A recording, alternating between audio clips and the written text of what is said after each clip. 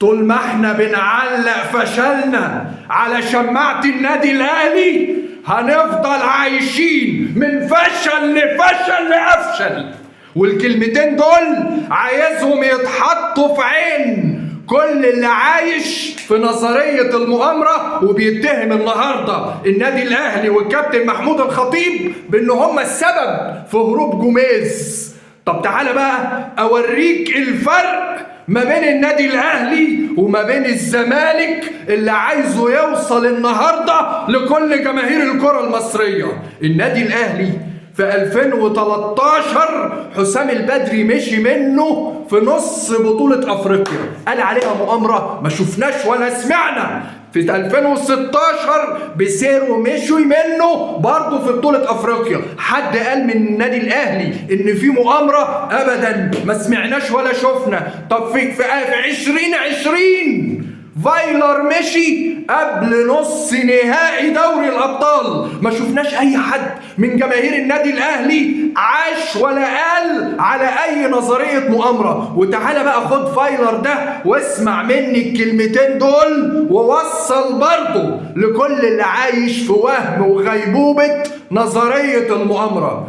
فايلر لما الكابتن الخطيب سمع انه عاوز يمشي ويسافر سويسرا ويشور اسرته وما يرجعش، قال له لو ركبت الطياره ورحت سويسرا انت خلاص مش معانا. عرفت الفرق ما بين اداره النادي الاهلي وما بين اداره نادي الزمالك؟ لا ده انا هزيدك من الشعر بيت، ده احنا كل حاجه عندنا مؤامرات. نادي القرن راحت مننا بالمؤامره، اي بطوله 2020 نهائي القرن بتاع القاضيه راح مننا بالمؤامره. دوري الابطال اللي بقالنا 23 سنه مش عارفين ناخده بيروح مننا برضه بالمؤامره. ايقافات القيد بالمؤامره، مجلس الاداره اللي بيتحل بالمؤامره، الدوري اللي احنا بناخده سنه و10 لا وعدده كله 14 برضه بالمؤامره. عايشين بنشرب ونقوم ونصحى وننام على نظريه المؤامره اللي ما وراناش غيرها، واللي طول ما في دماغ بعض من جماهير الزمالك عايشين فيها عمرنا ما هنوصل للنجاح بتاع النادي الاهلي اللي مركز واللي بقى نص الكره الارضيه بطلها وبيلعب في كاس العالم للانديه في بطوله عمرنا ما شفناها ولا عرفناها. انا ما بتضايقش من العبيط هو في النهايه عقله على قده عبيط، انما انا اللي بضايقني اللي بيستعبط.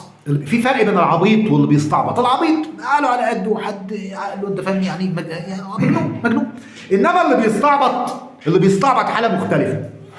في بعض من الناس بتستعبط، انا بسميه استعباط. لما انت النهارده تبقى مع رحيل جوميز في ناس طالعه وبتتفاجئ يبقى ده استعباط. اسمعها مني، ده استعباط. هقول لك ليه.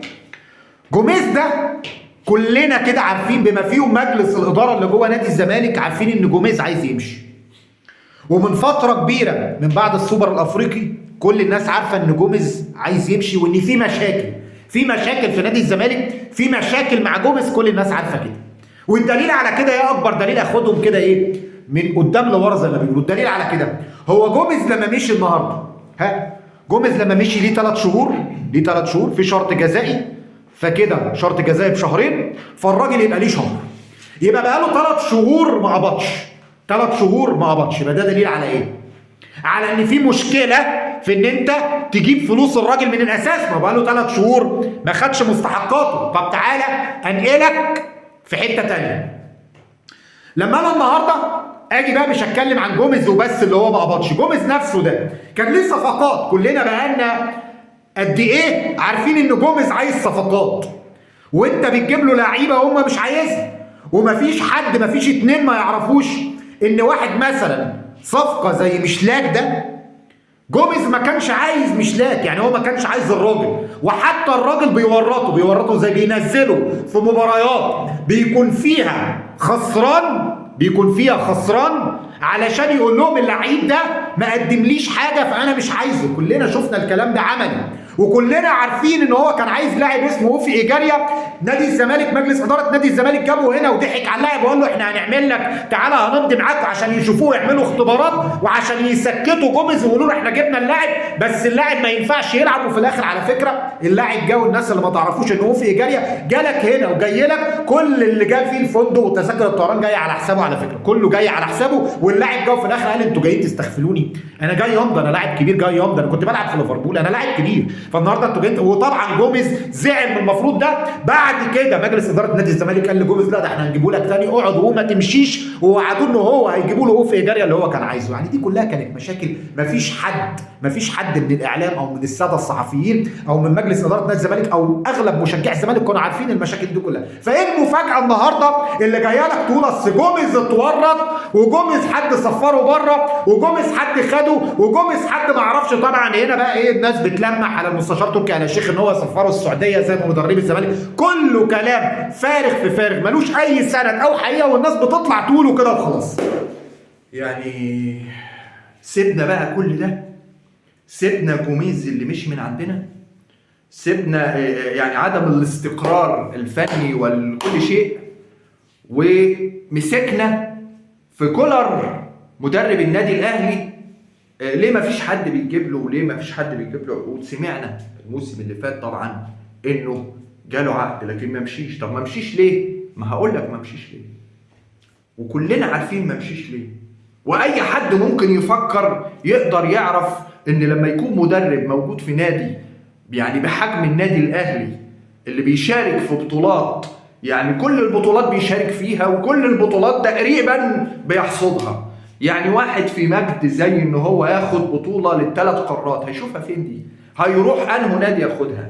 يعني ما هي مش كل حاجة الفلوس، يعني حاجة معروفة. وحتى لو فكر في الفلوس فانا قيمتي بتزيد مع النادي الكبير ده اللي انا عمال اخد فيه بطولات وعمال برونزيه بكاس العالم للانديه كل سنه، وعمال دوري ابطال، بطوله قاريه، دوري ابطال افريقيا اكبر بطوله في افريقيا باخدها كل سنه. محتاج ايه تاني؟ دوري باخده كل سنه، بطولات بشارك فيها، كل بطوله بشارك فيها باخدها. صفقات عايزه بتيجي الناحيه الثانيه، مفيش صفقات، مفيش فلوس، بيجيب ازايز ميه وعصير للاعيبه على حسابه. يعني في احسن من كده؟ في لا، ازاي دي مؤامره، ده اصل دي مؤامره يمشي.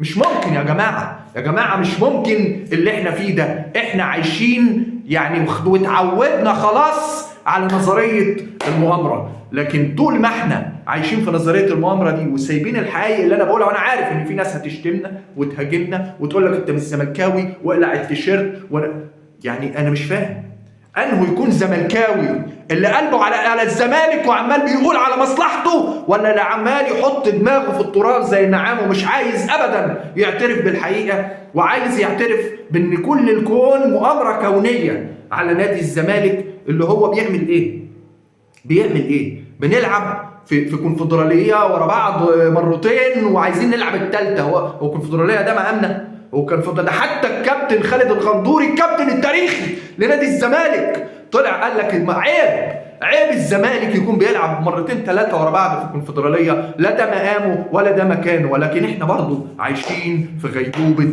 نظريه وهم، والدماغ مش هتتغير. ما تحاولوش يا جماعه، مهما بعت لهم في فيديوهات، مهما قلت لهم بيقول لك، مهما قلت لهم بيعيد لك، اللي عايش في حاجه عايش في ميه البطيخ.